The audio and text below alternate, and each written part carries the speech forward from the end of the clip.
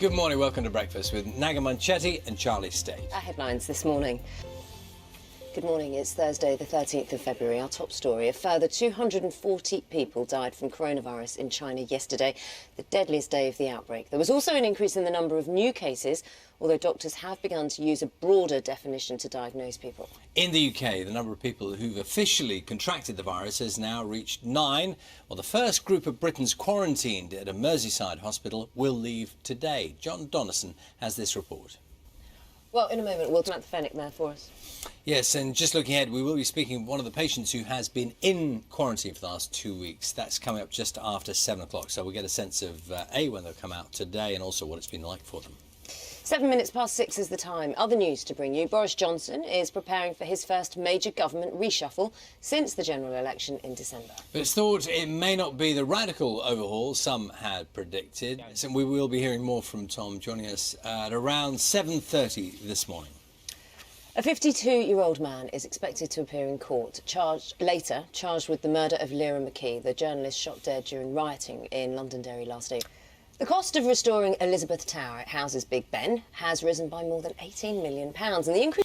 Those are the main stories this morning, 11 minutes past 6. That means Holly's here right now with all the sports. Morning. Yes, we're talking cricket this morning. You know that thing when you're really, really close to winning? You can almost taste it. You're almost there. Yeah. In this case, just one run away for England against South Africa. And then what?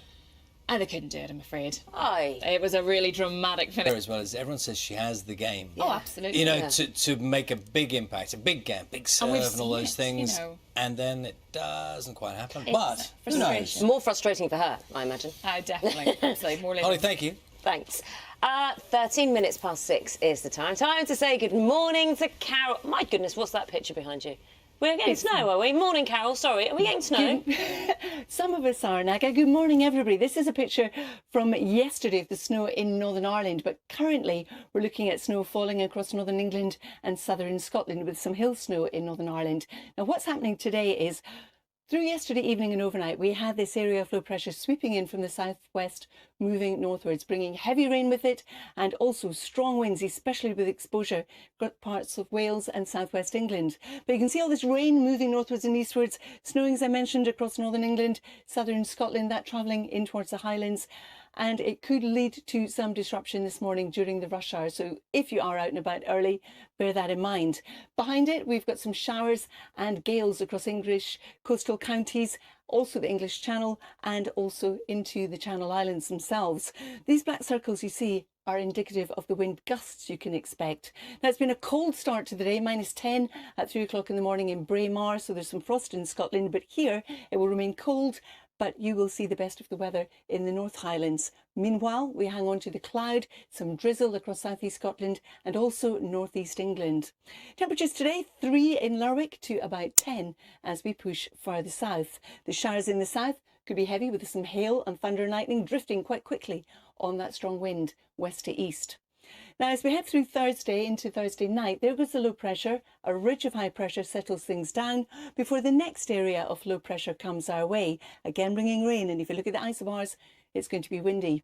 So it's going to be another cold night tonight for most, around about -6 in the West Highlands before the cloud starts coming in with the rain and strengthening winds. And you can see how the temperatures rise by the end of the night. But for the rest of us, there'll be some frost around, also some patchy mist and fog to watch out for. Potentially, there's the risk of ice as well. So we start off on a brighter note across central and eastern areas tomorrow, but we do have this rain and strong winds coming in from the west. Now, they're going to be pushing steadily southwards and eastwards as we go through the course of the day. On the mountains of Scotland, we're likely to see some snow, but that's going to be about it, because if you note, the temperatures are up. But the opposite side of that is, because the temperatures are up where we have got melting snow, well, that could lead to some issues in addition to the rain that we have. So the Met Office does have a warning out for that across southern Scotland. There is, of course, the risk of flooding. Now, as we move from Friday into the weekend, there goes our weather front pushing down into the southeast before clearing. This deep area of low pressure comes our way. This is Storm Dennis. lots of fronts in it and also lots of isobars. So that means that we are going to see gales and we're also going to see some heavy rain. Not a good double whammy, that one at all. So a lot of rain, still the risk of localised flooding from this. The totals will be mounting up and also the wind most certainly a feature. Again, where you see these black circles, that's telling you the kind of wind gusts you can expect. 71 in Cornwall, for example, it's enough to bring down a tree.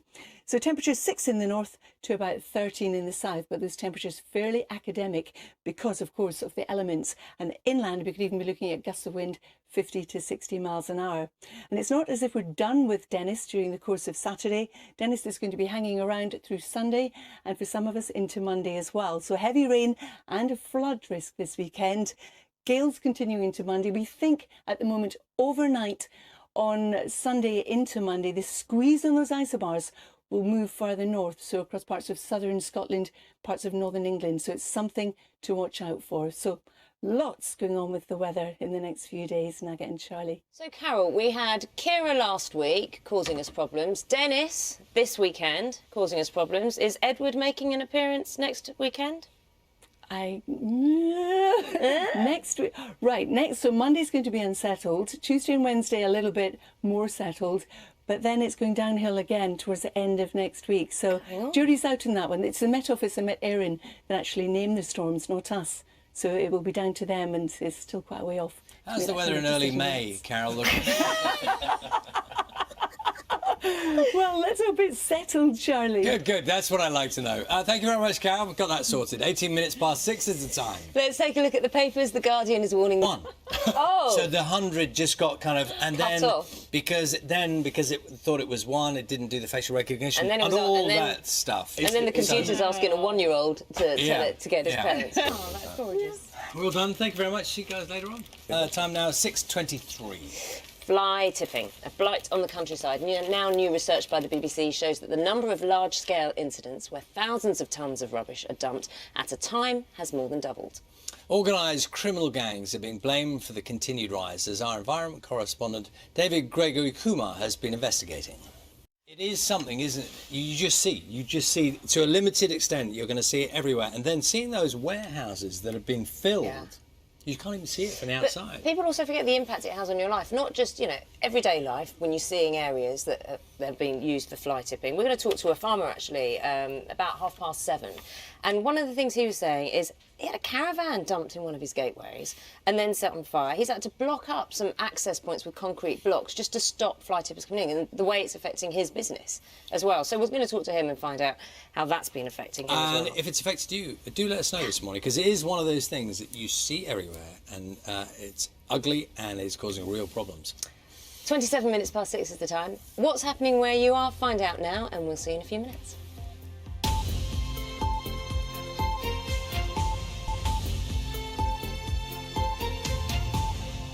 Hello, this is Breakfast with Naga Munchetty and Charlie State. Good morning to you. It's just after 6:30. We're going to bring you the latest news. The cost of restoring Elizabeth Tower, which houses Big Ben, has risen by more than 18... Both in darts and in snooker, and the rocket's a good one. I don't know what mine would be. I think I might go for pocket rocket. Can you take rocket if it's already gone? Well, if I could double barrel it, does that work? Ronnie, can I have it? Pocket rocket? I think you need something with a little more imagination to it. I think it's... Okay. I'll think about it. Okay, yeah? That's my homework for next time. 6:37 the time now. Another 15,000 people have tested positive for coronavirus in China overnight. It brings the total nationally, the figure, to more than 60,000.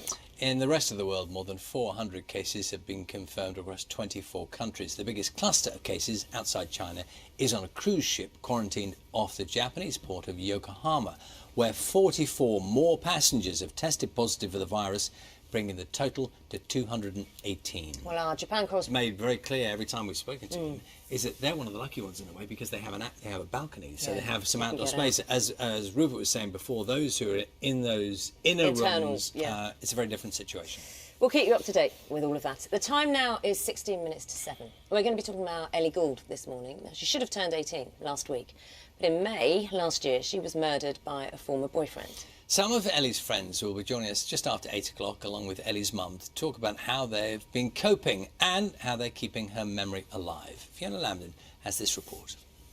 Well, completely understandable. You saw Tilda Offen there, one of Ellie's friends.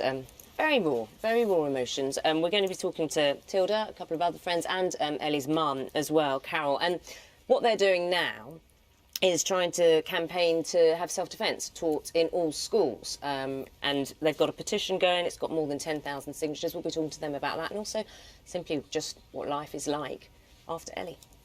That's all coming up a little later on. Time now, just turned 6:47. Let's take a look at all the weather has in store for us next couple of days. Carol, what have you got? Almost Keep a close eye on the forecast and what's going Absolutely. on. Thanks, Carol. Thanks, Carol. 6:50 the time now. So we talk a lot, don't we, Ben, at the moment about the motor industry, the cars we drive, when we'll be allowed. Much. 6:56, that means it's time now to get the news, travel and the weather where you are.